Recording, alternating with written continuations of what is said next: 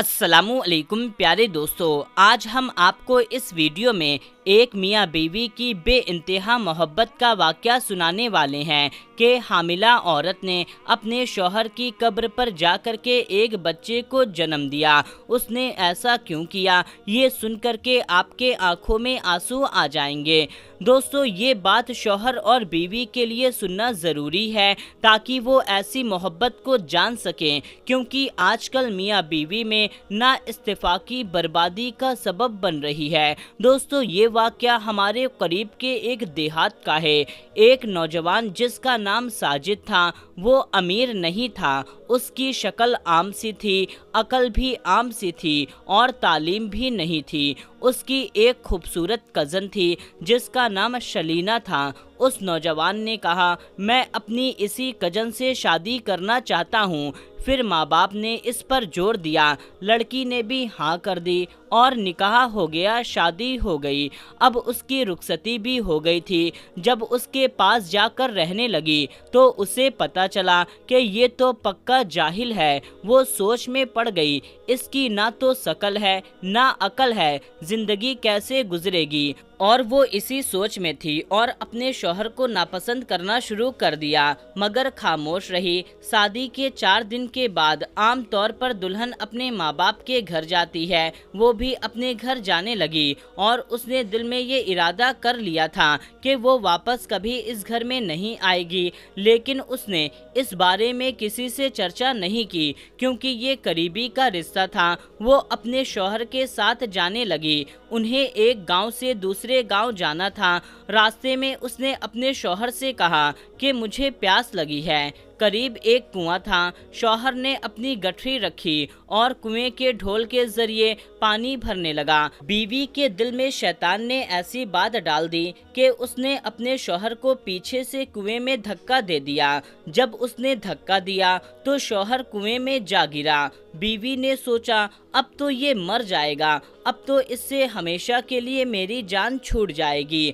अब वो वापस अपने माँ बाप के घर चली गई। उनके पास जा कर के रोना धोना शुरू कर दिया कि मेरा शौहर मुझे बैठा करके कहीं चला गया। मैं काफ़ी देर तक उसका इंतज़ार करती रही। मुझे डर सी लगने लगी थी, वहाँ कोई गैर मर्द आ जाता तो मेरा क्या होता। मेरी जान का खतरा था और मेरी इज्जत का भी। वो बड़ा बेवफा और बेपरवाह आदमी है, इसलिए मैं घर वापस आ गई। ये सुनकर के माँ बाप को भी बड़ा गुस्सा आया कि उसने हमारी बेटी को इस तरह लवारिस छोड़ दिया और खुद कहीं चला गया। वो कैसा बेवकूफ़ इंसान है। दोस्तों, अब आप उधर की बात सुने। जब शौहर पानी में गिरा तो उसने अपने हाथ पैर मारे तो उसका हाथ उस रस्सी में फंस गया जिसमें डोल बंधा हुआ था। उसने रस्सी को मजबूती से पकड़ लिया और डूबने से बच गया।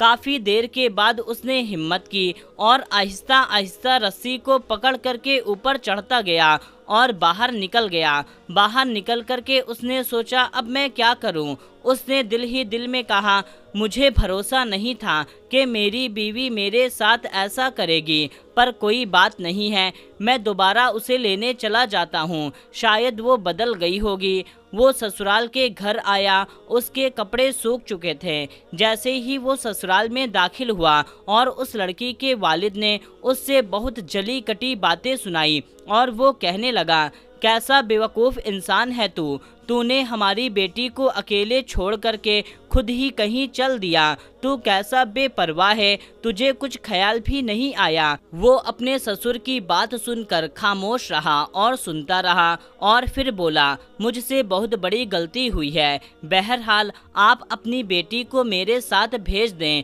मुझे घर जाने में बहुत देर हो रही है।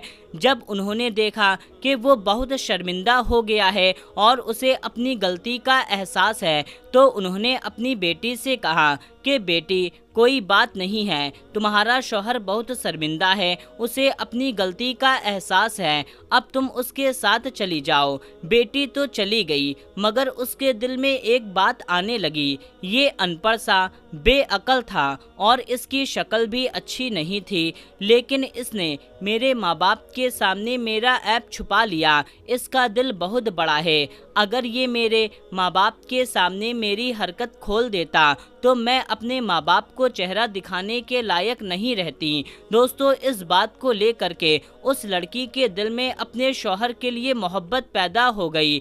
वो अपने किए पर शर्मिंदा हुई और सच्चे दिल से अपने शौहर को अपना लिया और उससे माफ़ी मांगी।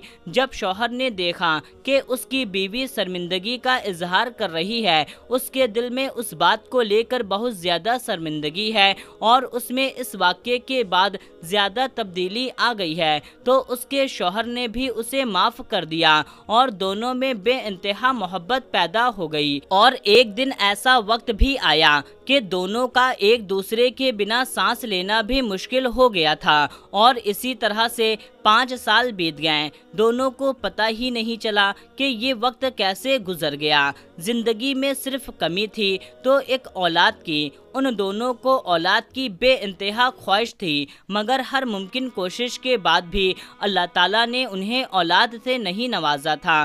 फिर एक दिन अल्लाह ताला ने उनकी ये दुआ भी सुन ली। वो दिन उन दोनों को नसीब हुआ और बहुत ज़्यादा खुशी का दिन था जब सलीना को मालूम हुआ कि वो हामिला है। उन दोनों को लगा कि उनकी ज़िंदगी मुकम्मल हो गई है, लेकिन अल्लाह ताला को शायद कुछ और ही मंजूर था।